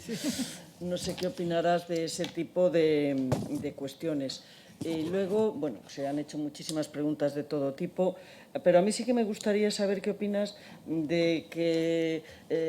la Ley 1/2004 recoja a más víctimas que a la víctima de violencia. Cuando vino la fiscal a la que se refería la senadora del Grupo Popular, pues decía que la preocupa que se introduzcan otras víctimas que no sea como se habían introducido a los menores, como víctimas también de la propia violencia, que sin dejar de serlo se deberían de regular en otras leyes para, de alguna manera, no perjudicar los derechos de la mujer víctima y no ampliar las personas sujetas a esa ley. Por otra parte, bueno, yo creo que lo has explicado muy claramente. ¿Qué opinas desde mi punto de vista y también de muchos años en el turno de oficio de las víctimas de violencia, de la preparación de los jueces de violencia? Es decir, cómo esas mujeres pasan de una sala a otra, en la puerta se cruzan con su agresor, ponte para allá, quítate para allá, rodeadas o sea, en un lado la policía, con todo lo que impacta el acudir a un juzgado, aunque sea a cobrar una herencia, y que en un lado esté el marido esposado, en el otro la juez diciendo pase usted. Todo ese tipo de cuestión hace que las mujeres no quieran volver al día siguiente, ni al otro, ni al siguiente, a pasar por esa misma situación, lo que puede conllevar de alguna manera a la frustración, no solo de la víctima, sino también de todos los agentes que intervienen, desde el propio abogado que fue a las 5 de la mañana a asistir y que luego ya la mujer a veces ya no quiere volver a pasar por esa situación. Y creo que por mi parte nada más, pero no puedo dejar de decirlo, señor Martínez, prostitución y dignidad casi nunca suelen ir unidas. Yo lo siento mucho, lo tengo que decir porque si no... Gracias. Gracias, señoría. Tiene la palabra de nuevo la presidenta de la Asociación de Mujeres Juristas, TEMIS, María de los Ángeles Jaime de Pablo, cuando guste. Muchas gracias, presidenta. Bueno, vamos a ver, seguro que se me queda algo en el tintero. Pero, en fin, respondiendo en primer lugar a la representante de Teruel Existe, efectivamente, la Ley de Protección de Datos puede servir, por ejemplo, y ha servido para aquellos medios que publicaban los datos de la manada poder sancionarles ejemplarmente por difundir, por vulnerar ese derecho a la intimidad, esas vulneraciones del derecho a la intimidad que tienen que ver también con el ejercicio de la violencia. Sirven también y se puso en marcha por parte de la Agencia de Protección de Datos para recabar y para formular un expediente sancionador autónomo o administrativo dentro de la Agencia de Protección de Datos de aquellas conductas constitutivas de sexting, que es precisamente aquellas de difusión de vídeos íntimos obtenidos en la intimidad, hacerlos públicos, y es una conducta que fue sancionada. O sea, sancionada, fue tipificada específicamente en el año 2015, pero también se puede recurrir a esta regulación, a estos mecanismos de la Agencia de la Ley de Protección de Datos y a la Agencia de Protección de Datos para iniciar un expediente administrativo en esa materia, ¿no?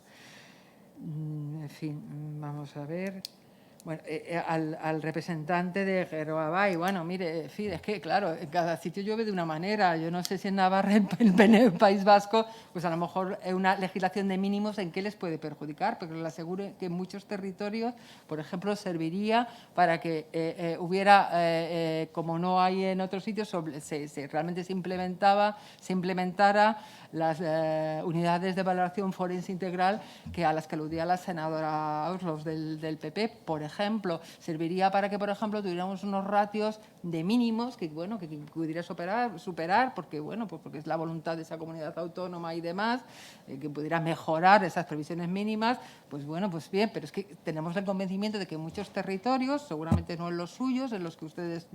son representantes, sí que esa legislación básica sería orientadora y, desde luego, reforzaría la protección de las víctimas, que deben tener garantizados sus derechos constitucionales, pero la Constitución es del conjunto del Reino de España, al menos hasta el momento, en una legislación. En fin, es lo menos que podemos pedir a representantes del conjunto del Estado, que es en lo que estamos ahora. No estamos en una cámara autonómica. Desde luego, el Estado no puede hacer dejación por lo menos ese es mi punto de vista y el punto de vista de Themis, de la protección de las mujeres, cualquiera que sea el territorio en el que residen. Y ese es el objetivo. Y además, bueno, pues si hay otro mecanismo, porque es que no lo dice esta humilde abogada y no lo dice la asociación Themis, es que lo dice el gremio que ha evaluado el cumplimiento del Convenio de Estambul, que no son tolerables las diferencias que hay de derechos y recursos entre territorios. Entonces, bueno, pues si hay otra fórmula que permita llegar a eso sin afectar y sin incidir en su autogobierno, y, en fin, con todas las características que tiene, con sus derechos históricos, con su recorrido histórico,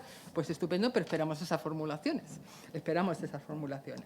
Respecto a la prostitución, yo no soy persona, en fin, soy una persona vehemente, pero hablo con todo el mundo. Y desde luego, en fin, ya no solamente a Clara Campoamor, sino, en fin, el mito de la prostituta feliz, de la cortesana veneciana, es eso, un mito, un mito. Nosotras estamos, yo estoy en relación con las mujeres, he defendido a muchas mujeres, a mujeres que han sido asesinadas en la prostitución, mujeres que tenían, en fin, un ejercicio, entre comillas, confortable en la prostitución. Lo que daña a la prostitución daña la esencia de las personas, daña la esencia de las personas. Para sobrevivir en la prostitución, aunque sean condiciones dignas, en fin, entre comillas, tienes que recurrir a un desdoblamiento de la personalidad muchas veces. El mito de la prostituta feliz, en fin, a quien beneficia es a quienes explotan a las mujeres o quien acuden, son usuarios de prostitución, es lo que les conviene. Yo, en fin, hablo con todo el mundo, pero yo, de verdad, que he defendido a muchas mujeres asesinadas en distintos contextos de prostitución. En distintos contextos de prostitución. Y ya no sé muy bien, porque, en fin, en Francia se han adoptado este tipo de regulaciones, o en países en los que las cuotas de igualdad son importantes, se han adoptado ese tipo de legislaciones que, en fin, que sancionan, aunque sea administrativa, al usuario de prostitución, y se ha experimentado una reducción de este tipo de, en fin, de las vulneraciones de que son objeto las mujeres prostituidas. Puede que también pues, haya escondido más el fenómeno, pero bueno, en realidad,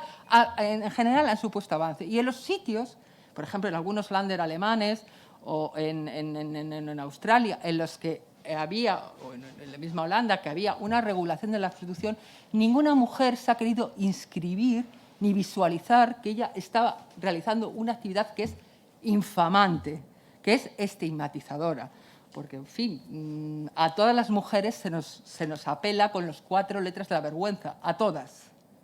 Para el patriarcado todas somos las 4 letras, todas. De una manera o de otra siempre se nos va a achacar esto. Y, en fin, las mujeres republicanas reflexionaron sobre este tema, reflexionó Clara Campoamor, pero reflexionó también Federica Montseny. Y Federica Montseny dijo que el horizonte de la abolición de la prostitución estaba en que las mujeres se abandonaron la moral sexual tradicional. Esa moral sexual tradicional se ha abandonado y lo que tenemos ahora es un mercado de prostitución muy distinto al que yo viví de joven cuando era, en fin, cuando tenía 20 años. Ahora mismo hay un mayor servicio, una mayor multiplicidad de cuerpos, con una especie, incluso una mayor tolerancia hacia la prostitución que la que había hace 30 años. Pero podemos hablar, podemos seguir hablando del tema y podemos, en fin, desvelando un poco también los mitos que hay detrás de la prostitución. Respecto de la Ley Orgánica de Libertad Sexual, ¿en qué va a suponer avances? El poner el foco en el... En fin, nosotros hemos hecho... A ver, nosotros somos como el martillo pilón. A nosotras nada... en fin, que siempre nos conocen muchas de ustedes. En fin, que siempre tratamos de que las previsiones legales dentro de nuestra experiencia de aplicación de las leyes en juzgados y tribunales tengan los mejores efectos, los efectos más positivos posibles, ¿no? En fin, y también el representante de Garabay, perdone la ingenuidad, pero cuando nosotros creemos que una formulación legal, una formulación del texto va a producir problemas, pues en fin, tenemos que advertírselo. Si no sirve para nada, pues ¿qué le vamos a hacer? Trabajo baldío por nuestra parte, ¿qué le vamos a hacer?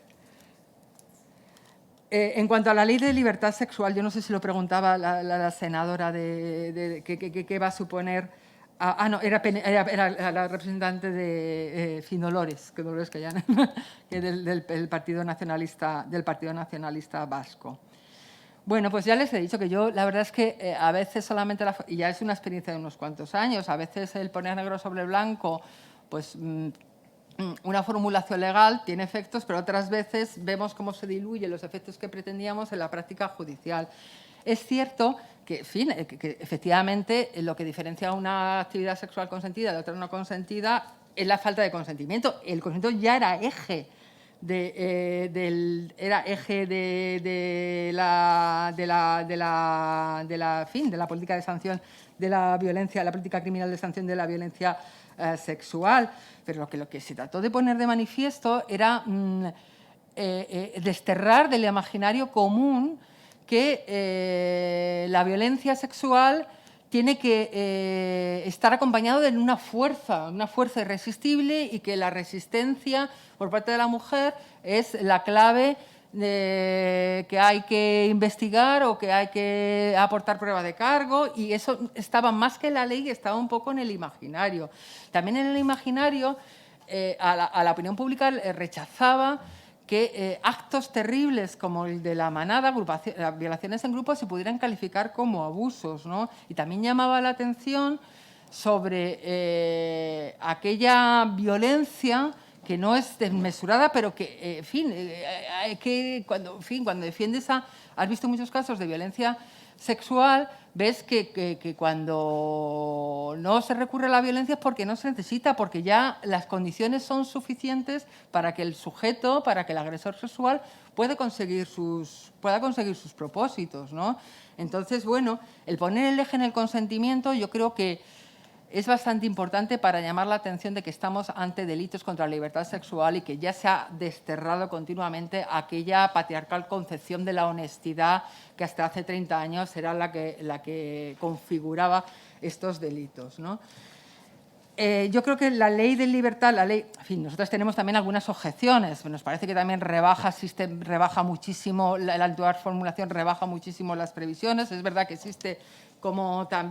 es un lugar común que muchas absoluciones, si se producen absoluciones en el enjuiciamiento de delitos de la violencia sexual, es porque las penas son demasiado altas. Pero claro, yo no creo que exista esa exacerbación penológica. Realmente, cuando vemos, y en estos trabajos que hemos realizado sobre violencia sexual infantil y sobre violencia sexual en Baleares, lo que vemos es que la realidad es que llegan a juicio muy pocos casos de denuncias sobre violencia sexual, y minimizar a priorísticamente el daño que producen estas conductas y dejar a criterio judicial, al libre árbitro judicial, el rebajar la pena en grados como está ahora, pues nos produce, la verdad, bastante recelo. Y lo hemos expresado. En cambio, la actual formulación del anteproyecto, que sanciona el proxenetismo y sanciona la tercera locativa y otras formas de explotación sexual, nos parece algo positivo, porque vamos, la trata no se puede diferenciar de la prostitución. Si no hay, la trata se produce porque hay una demanda de prostitución, y una demanda de prostitución de cuerpos distintos, de cuerpos jóvenes, de cuerpos variados. Entonces, yo creo que desde luego, la formulación de sanción del proxenetismo, a juicio de nuestro y de Temis, pues es correcta. Y en cuanto a cómo, desde luego, es un convencimiento. Yo creo que las mujeres, desde los años 80, y en las primeras campañas institucionales veníamos siempre a exhortar a las víctimas a las que denuncian sin decirles qué es lo que había detrás. Una víctima que conoce las claves de un procedimiento penal, una víctima que está asesorada, una víctima que sabe poner nombre a lo que le ha pasado, que ha emprendido ya el camino de verla, qué es lo que ha fallado, qué es lo que estaba equivocado en su vida, qué es lo que ha pasado. Y con personas expertas, desde luego, tiene muchas más garantías de un tránsito, un tránsito más rápido y un tránsito positivo a la condición de superviviente. Y en cuanto a las cuestiones que ha formulado la senadora del Partido Popular, la cuestión de la dispensa para no declarar, el 416 bis, es algo en la que cuando las abogadas nos gusta hablar mucho. Es algo que consumimos un montón de debates y de experiencias. Nosotros hemos sido de los colectivos feministas más reacios a que desapareciera el 416. La razón es que muchas veces, pues, en fin, enlazando con la respuesta a las preguntas que planteaba a doña Dolores, muchas veces metemos a las víctimas en un itinerario que no saben ni dónde están, ni a dónde van, ni cuando le dices que pueden entrar en prisión, pues en fin, no quieren continuar, reciben presiones de todo orden. En la práctica a veces vemos que la dispensa, que no es un derecho del agresor, que es un derecho del testigo víctima, que tiene ese conflicto de lealtades, esa relación de afecto, de dependencia, que puede existir a pesar de la violencia, es para proteger al testigo, la dispensa, no para proteger al agresor. Y muchas veces vemos que el mal menor, en las situaciones que nos vemos concretos en los juicios, es que exista la dispensa. La mujer puede salir un poco más airosa y vemos que si somos muy rigurosos o eliminamos el 416, las presiones van a seguir existiendo, los conflictos de lealtades van a seguir existiendo y nos podemos ver con que ponemos en peor condición a las mujeres y a veces las abocamos a una falso testimonio o a que se niega a declarar y que sea objeto de apercibimientos, incluso de sanción en sede judicial. O sea, que tenemos dudas. Como está formulado la Ley de Enjuiciamiento Criminal, no se han quebrado mucho la doctrina del Tribunal Supremo último, que es si hay personación como acusación particular y hay formulación de denuncia y la víctima ya no se ha acogido en fase de instrucción, en la primera declaración, a la dispensa no declarar, no se le va a conceder en esa previsión, no se le va a otorgar la posibilidad de acogerse a su derecho a no declarar, ¿vale? No sé qué más. Bueno, vaya exposición que me han hecho ustedes aquí. No, desde luego las oficinas todo lo que sea en un capítulo, realmente la cuestión de combatir la violencia de género no es cuestión de ocurrencias, es cuestión de trabajo sostenido, de recursos estables, bien dotados en lo material y en lo personal. En ese sentido, las oficinas, que son como una especie de enlace, de los juzgados con servicios a lo mejor de atención, con la propia víctima, a veces también de derivación, es un instrumento que está dando su resultado, ¿no? Y es un instrumento que conviene fortalecer. También con no sé si ahora falta legislación básica, también con una implantación un poco irregular en los distintos territorios. Desde luego, el que haya oficinas de valoración forense integral va a permitir que se profundice en la situación de violencia y la situación de riesgo más allá de, quien hemos ejercido como abogadas lo sabemos, en la absoluta premura con la que se adoptan estas decisiones en una guardia de violencia o en una guardia de un juzgado ordinario, en los territorios en los partidos judiciales en los que no hay un juzgado de violencia exclusivo, va a permitir aportar al juez mayores criterios, o sea, más elementos de juicio para adoptar una medida de protección y sí o no, y una medida de protección adecuada, y huyendo un poco del estándar, venga, en fin, despachamos provisión de comunicación y de aproximación, ¿no? Pues, en fin, creemos que sí que va a ser, que bueno, a veces también confiamos mucho en el algoritmo y el ojo clínico de los profesionales es importante también, ¿no? Siempre he criticado el algoritmo del Biogen, que bueno, pues era un instrumento, mejor eso que nada, pero que tampoco era infalible y a veces daba fallos. Realmente profesionales bien formados, profesionales con experiencia y en la medida que integren estas oficinas de valoración forense integral seguramente van a evitar pues, que se produzcan estos alarmantes denegaciones de órdenes de protección.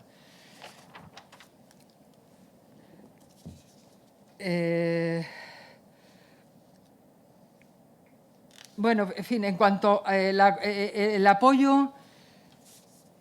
y la detección, sobre todo de la violencia sexual. La violencia sexual infantil es una cuestión que nos tiene, en fin, que les ha tenido ocupados como legisladores en la formulación de la Ley de Protección de Infancia y Adolescencia frente a la violencia. Y es el crimen más execrable, el crimen que nunca nos queremos creer que pase y, por desgracia, es más frecuente de lo que creemos. Y, desde luego, la detección en el ámbito escolar y en el ámbito sanitario, y que una vez detectado, se pongan en marcha mecanismos de protección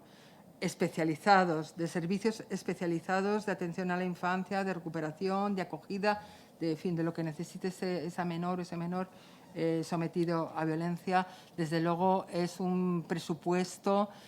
de, ya no solamente de poder aportar evidencias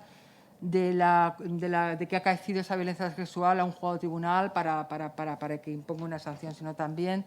de esa asistencia, ese apoyo a las víctimas que necesitan, desde luego, para poder pasar con el menor daño posible, aun sabiendo que, desde luego, el padecer violencia sexual en la infancia es algo que trunca, que es muy difícil de levantar, que es algo que produce efectos devastadores en el posterior desarrollo de la persona, ¿no? En que pueda establecer relaciones sexuales posteriormente, libres, en fin, satisfactorias, etc. Los códigos de buenas prácticas, bueno, pues, en fin, que siempre son un buen instrumento. A veces, en fin, los juristas, y más si son juezas y demás, pues a veces son poco proclives a entender que se les puede enseñar. Pero bueno, en fin, eso es un instrumento que puede dar resultado, porque efectivamente, y enlazando con las preguntas de la senadora del Partido Socialista, pues en fin, a veces vemos juzgados de violencia que son juzgados exclusivos, que supone que tienen que ser expertos, y vemos como de la semana pasada, que en una cuestión de intervención para el colegio, pues nos sienta al lado. Y el agresor se explica perfectamente y ella no se atreve ni a hablar. Y encima está tomando notas y su señoría le llama la atención porque está tomando notas, porque no sabe qué hacer. Entonces, a veces parece mentira que gente que debería tener ese ojo clínico que decíamos, incurra en esos errores, que parecen de hecatombe, no los sientes al lado. O, en fin, habla con ellos, que entre uno y que salga el otro, ¿no? Entonces, bueno, pues la verdad es que la reflexión sobre las distintas experiencias, las distintas prácticas, el confrontar ideas, el aportar, como a veces intentamos hacer en Temis, entre otras cosas cuando hacemos estas alegaciones a los proyectos, desde luego es algo que permite avanzar. Los procedimientos de la pandemia. Bueno, es verdad que están en fin, ralentizándose, pero yo creo que va a pasar, y de hecho los indicadores están siendo más o menos los mismos, lo mismo que sucedió con la anterior crisis económica del año 2008. Bajada del número de denuncias, bajada del número de demandas de separación y divorcio, porque claro, en una situación de precariedad económica, de inseguridad económica, de no saber lo que va a pasar, de riesgo de crisis sanitaria y de crisis económica, las mujeres postergan la decisión de poner fin a una convivencia violenta. Creo que va a pasar igual. Creo que el colapso el no sustanciar procedimientos durante un tiempo que ha sucedido la pandemia se va a compensar con la falta, bueno, con la falta de formulación de demandas de separación y de denuncias, ¿no? Que ya se ha visto que desde el 2019 al 2020 han bajado el número de denuncias, y no porque no haya habido menos violencia. También dije que, yo soy pitonisa, también dije que los asesinatos iban a bajar. Porque, claro, cuando la mujer está completamente controlada, está completamente sometida, no se la mata. Y yo no sé si me queda alguna cuestión. Bueno, los informes psicosociales. Bueno, en los informes psicosociales, en fin, es lo que tenemos. Los gabinetes psicosociales es el instrumento que lleva funcionando, y es el instrumento que, si funcionara bien, pues en fin, si funcionara en coordinación con los colegios, en coordinación con los servicios sociales, tuvieran un poquito más de tiempo para ver cómo se desarrollan esas dinámicas familiares, desde luego harían, y que tuvieran además esa perspectiva de género que estamos reclamando, desde luego harían informes mucho más atinados, yo creo, ¿no? Es verdad que muchos,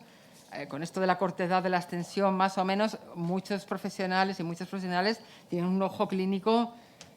importante, también, que a veces, en fin, el ver una situación ya saben encajar sin tampoco extenderse mucho más en investigación, ¿no? Y entonces, pues en esto hay como en todo. Hay territorios en los que no tienen ni gabinetes psicosociales y tienen que tirar del listado del Colegio de Psicólogos, con gente que no está especializada, y en otros territorios, aunque estén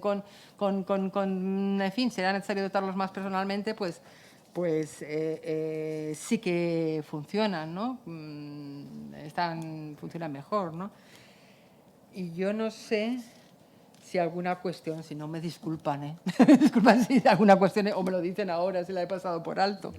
Y de verdad, muchísimas gracias por la acogida, por su interés, por las preguntas y por su paciencia a lo largo de mi extensa intervención. Muchas gracias a usted, a la presidenta de la Asociación de Mujeres Juristas, TEMIS, por su presencia esta tarde en el Senado, por esa información que nos ha trasladado de forma tan vibrante, tan personal, tan de primera mano, de quien está todos los días en la arena, como ella misma ha dicho, pero sobre todo por la información que nos traslada en nombre de la asociación, una asociación que tiene una larga experiencia en la defensa de los derechos de las mujeres y también en el trabajo para erradicar la violencia contra las mujeres, porque esa información y la perspectiva jurídica de esa información es muy útil para el trabajo que tenemos que hacer también en esta comisión y por ese seguimiento del pacto que es nuestro objetivo, pero que con su comparecencia ha facilitado mucho el avanzar en la evaluación. Muchas gracias. Gracias. Y señoras y señores senadores, hemos agotado el despacho de los asuntos que estaban incluidos en el orden del día. Se levanta la sesión.